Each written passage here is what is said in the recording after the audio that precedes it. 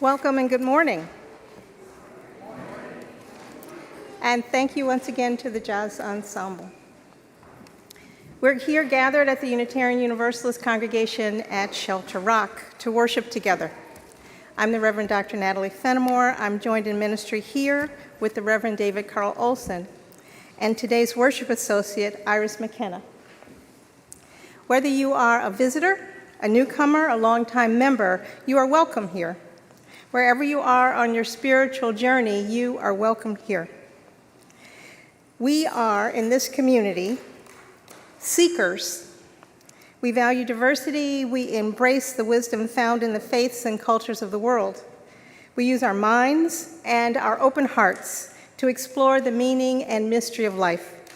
To learn more about this congregation and about Unitarian Universalism, please visit our welcome desk in the lobby or our website. And I invite you to these community activities. If you're still in search of a Halloween pumpkin, please visit the pumpkin patch at the UU congregation in Garden City. Information about the hours and location are in our newsletter. UU Belong, which is our Path to Membership session, is being held on November 9th and November 16th. Give me a call if you'd like to know more about it. The UUCSR Meadow Project has begun. If you look outside, you'll see the outline of the meadow down in that corner. But we'd like you not to go past the fencing there because there's work being done in that area. A path is being put in. Please look for updates on this multi-year project as it moves along. You're invited to join in cooking for the Interfaith Nutrition Network in the UUCSR main kitchen once a month on Thursdays. The next date is November 20th. Please contact the office or Peter Coos if you'd like to join in the cooking.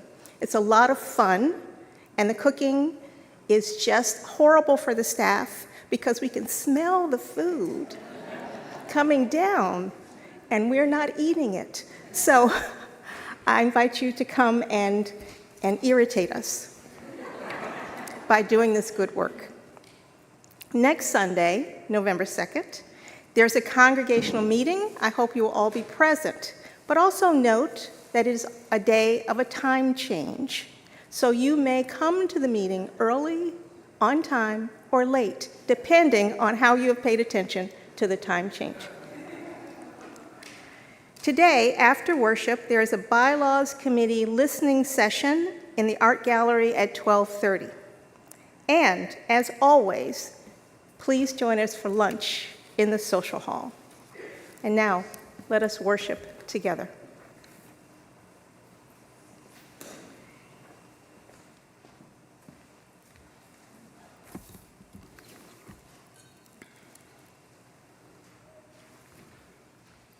We light our chalice, the symbol of Unitarian Universalism, with these words from a Jewish prayer translated by Ham Stern.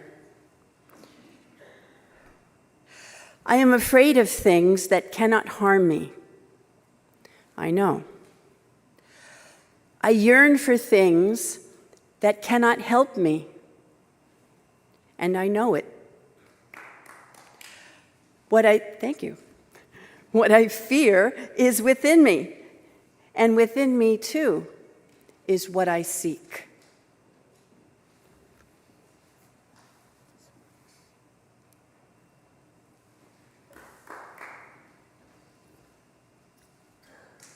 Please rise and body your spirit as we say our words of affirmation and sing our song of affirmation. Love is the doctrine of this congregation, and the quest for truth is its sacrament, and service is its prayer. To dwell together in peace, to seek knowledge in freedom, to serve human need. This do we affirm and covenant with each other.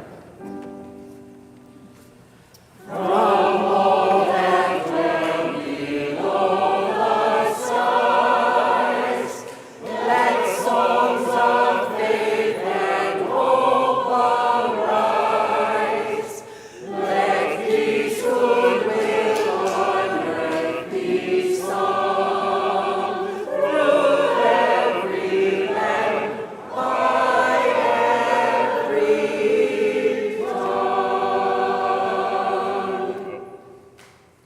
Please be seated.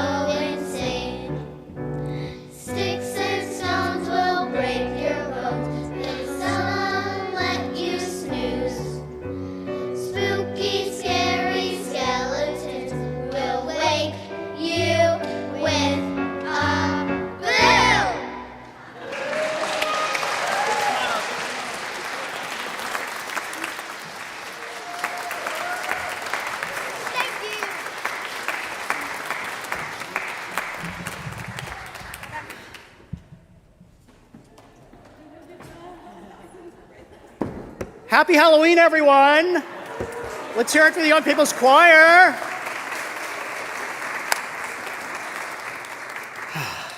Okay. It is now time for the annual costume parade. George and the Young People's Choir will lead us off, starting from the back of the worship room. All children, youth, religious education teachers, and anyone in costume are invited to line up behind the YPC in the back of the room and parade up the chancel through the room and then proceed directly out to your RE classes. Be sure to leave space between you and the person in front of you so that everyone can see all of your fabulous costumes, and there will be pictures taken, I am certain. Here we go.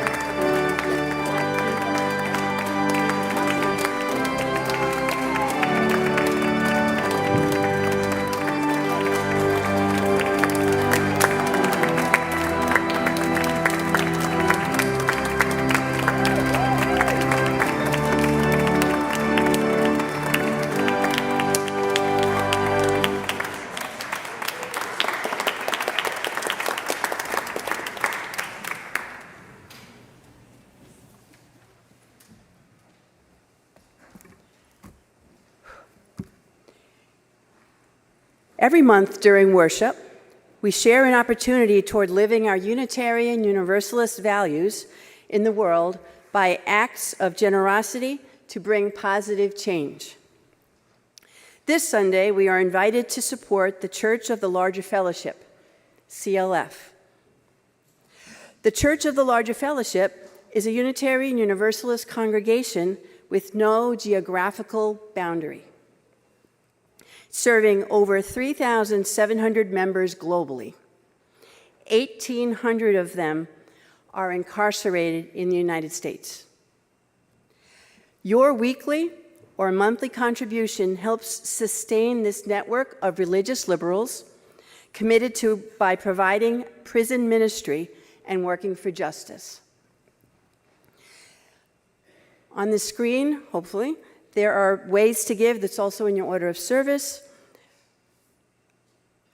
Please give as generously as you are able.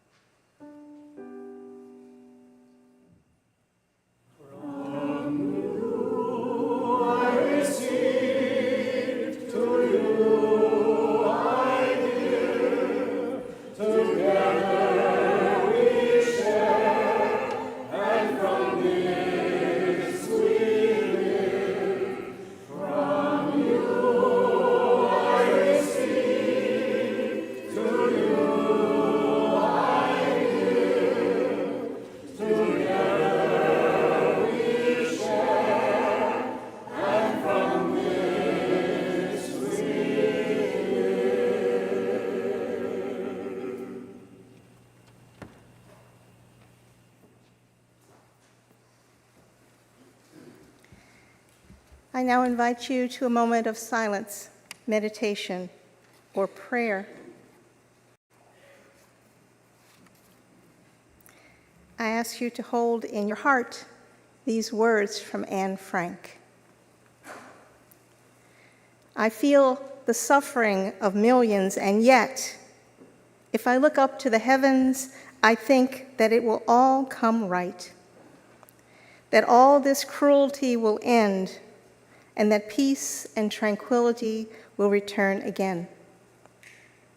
In the meantime, I must uphold my ideals, for perhaps the time will come when I shall be able to carry them out.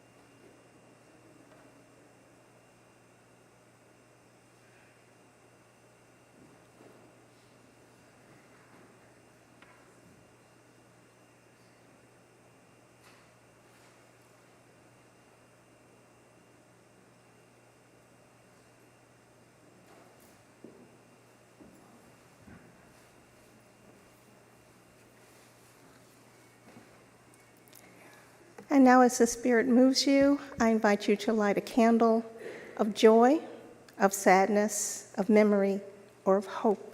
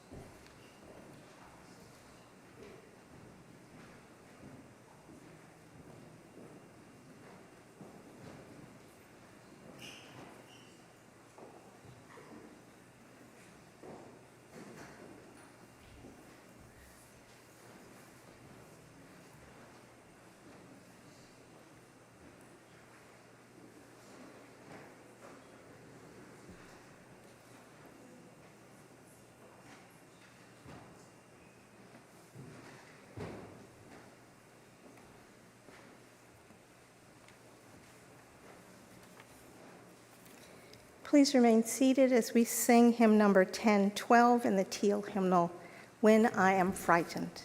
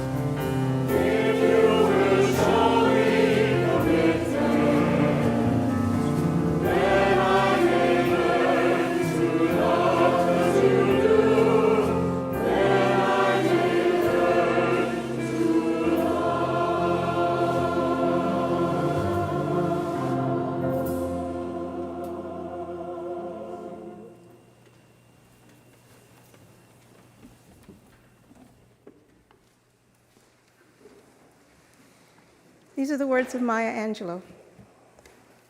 When great trees fall. When great trees fall, rocks on distant hills shudder. Lions hunker down in tall grasses, and even elephants lumber after safety. When great trees fall in forests, small things recoil into silence, their senses eroded beyond fear. When great souls die, the air around us becomes light, rare, sterile. We breathe briefly. Our eyes briefly see with a hurtful clarity. Our memory, suddenly sharpened, examines, gnaws on kind words, unsaid, promised walks never taken. Great souls die, and our reality, bound to them, takes leave of us. Our souls, dependent upon their nurture, now shrink, wizened. Our minds, formed and informed by their radiance, falls away. We're not so much maddened as reduced to the unutterable ignorance of dark, cold caves. And when great souls die, after a period, peace blooms, slowly and always irregularly. Spaces filled with a kind of soothing electric vibration. Our senses restored, never to be the same, whisper to us. They existed. They existed. We can be and be better, for they existed.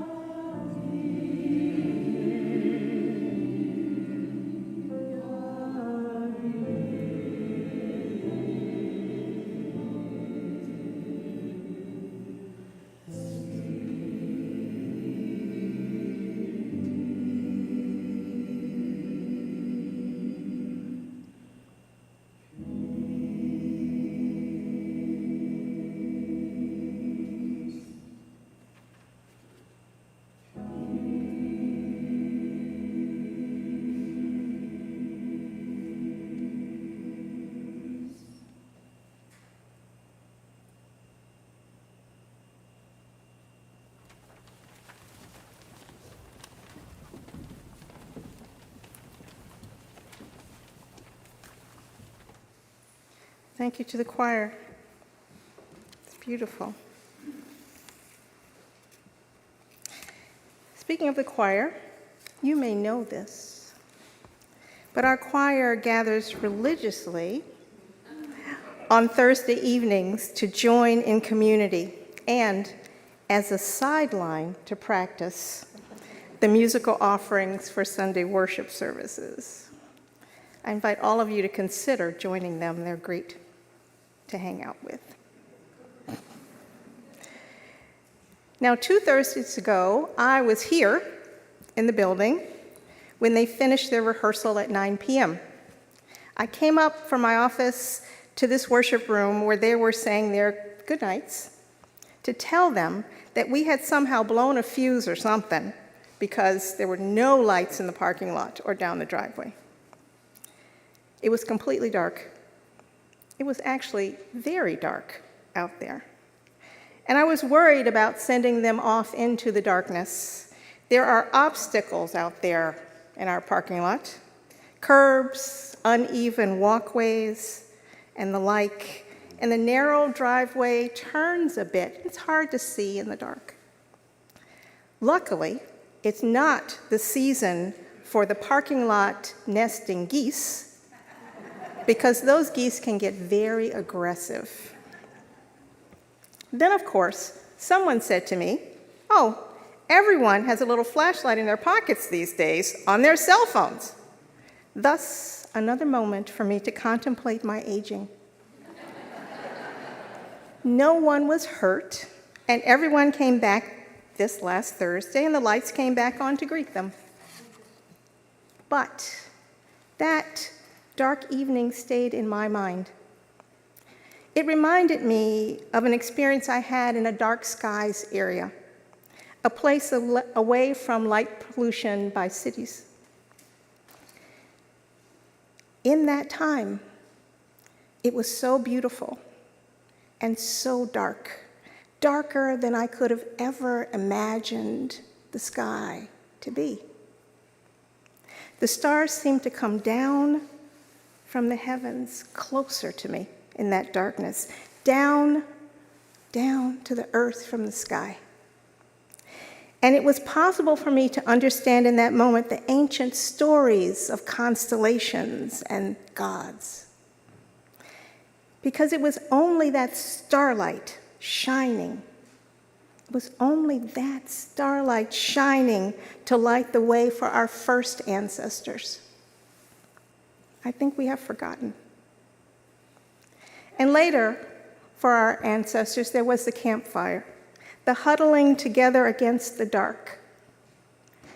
Because there was danger out there in the dark. You know, lions and tigers and bears, for real.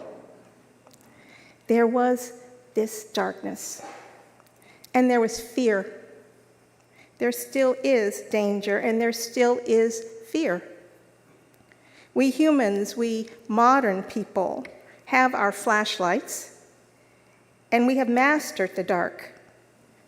At least in industrialized areas, at least we think we have mastered the dark, but our machines cannot always protect us. We see the places of need in the world and the places of war, which so quickly move people back to a lack of light. Our human fears, both individual and communal, remain with us. We can fear the darkness, the lack of light, the helplessness, the isolation, the unknown. Darkness, this lack of light in the sky, can match our emotional darkness. Because even in the brightest sunshine, we can feel emotionally dark, helpless, isolated, and frightened. We can be frightened by the darkness of death, the darkness of grief, the darkness of loneliness. Now, each week, the ministers and worship staff meet to discuss and make plans for this worship service. And I was thinking out loud about this particular service today, and I mentioned the conversation I had with our pianist Nathaniel Lanasa about grief and ritual. You see, Nathaniel and I are often together at the memorial services held here at the congregation. We witness the darkness of grief and wonder if what we provide during the memorial services may or can lift some of the pain in any way. We wonder and we hope. When I mentioned this in our meeting, a couple of weeks ago, Stephen Smith, our music director, asked if I had seen an interview with Stephen Colbert that he had with Anderson Cooper about Cooper's podcast on death and grief. Stephen sent me a recording of that interview. Thank you, Stephen. What was so wonderful about Anderson Cooper is that he has stopped hiding his grief, the frightening darkness that surrounded him most of his life. In his podcast, All There Is, he talks about losing his father as a child and the suicide of his brother. He says this, I quote, "Grief can feel so lonely. I learned what helps is talking about it and listening to others. I'm so grateful. It is a profound experience. These are the most real conversations you could possibly have. I was overwhelmed as a child. I shut down. Only now, by feeling grief and sadness, have I been able to feel joy." So, when we are frightened, we need one another.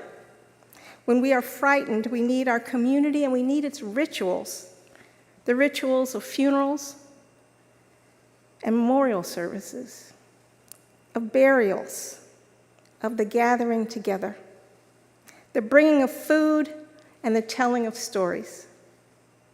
I think especially the telling of stories.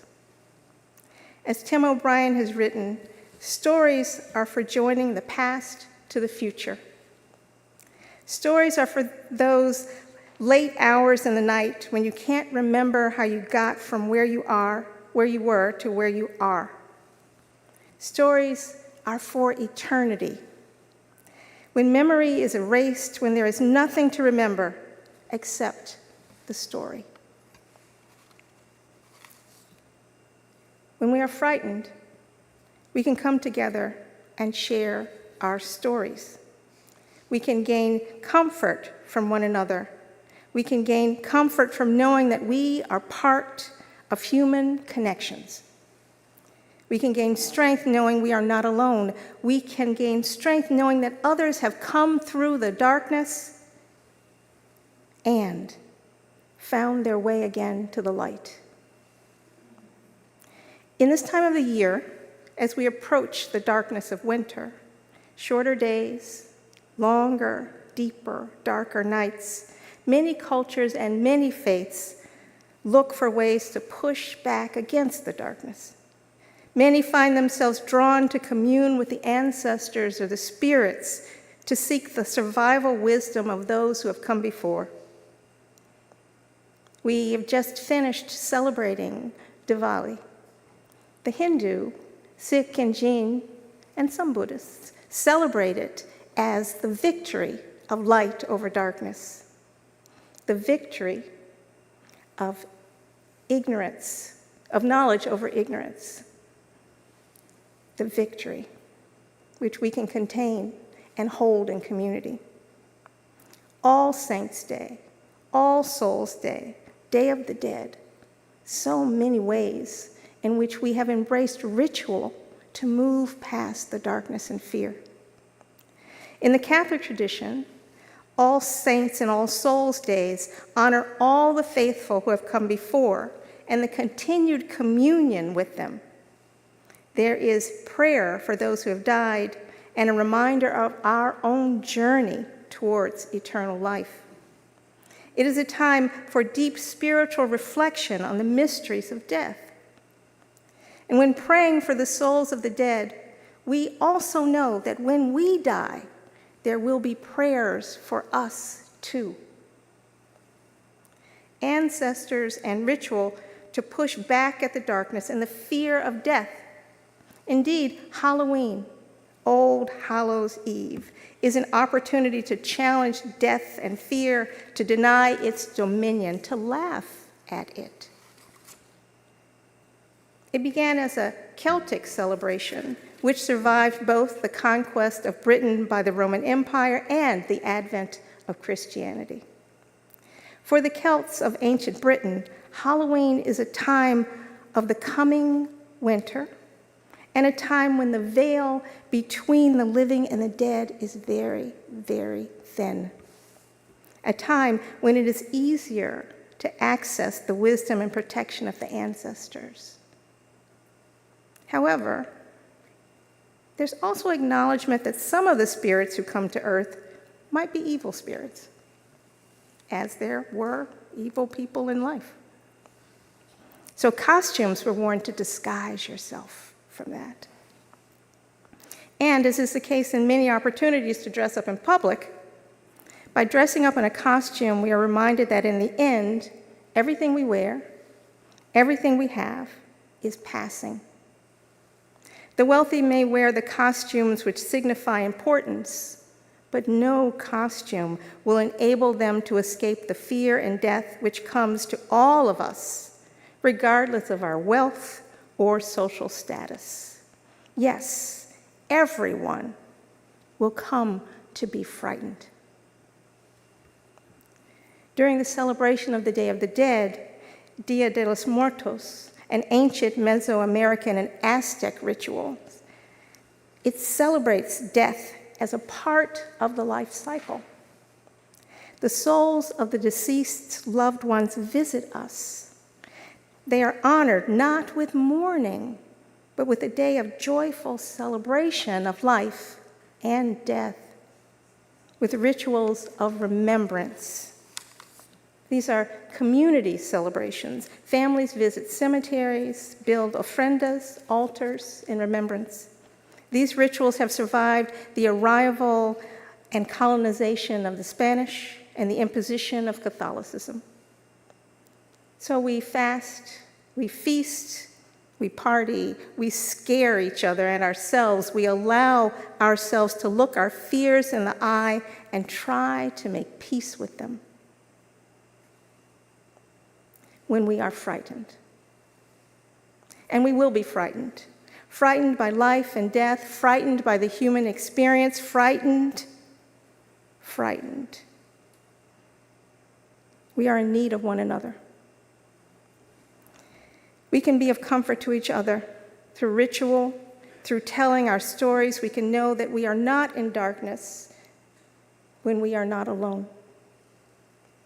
We can reach out to those ancestors who have come on this journey before us and ask for their knowledge and wisdom. We can reach out to those who are journeying now with us, knowing that we travel the same route. And we can come to find strength and joy in that company, in one another's company. So now, I will ask you to turn to your neighbor in the pews and tell them your name. No need for touching. Flu season approaches us. But tell someone your name that you might connect after the service. Maybe have lunch together at a table in the social hall. Share your name.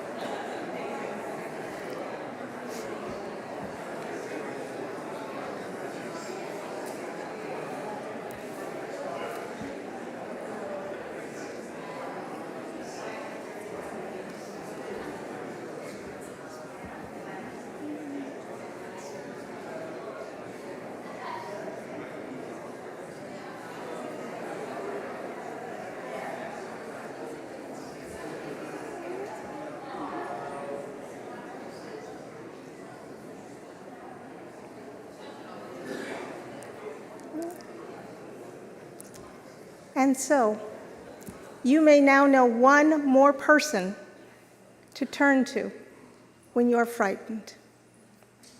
One more person who you know is walking with you on this journey through life.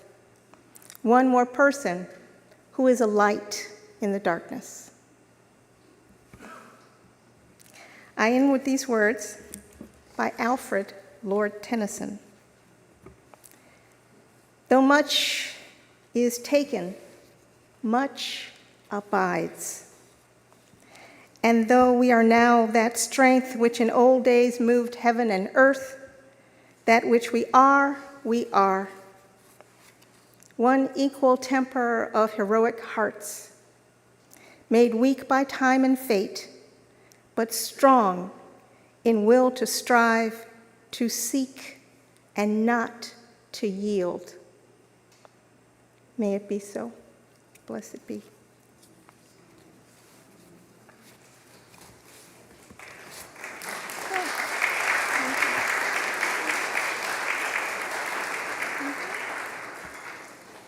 Thank you. I now invite you to rise in body or spirit to sing our closing hymn from the Teal Hymnal, number 1015, I Know I Can.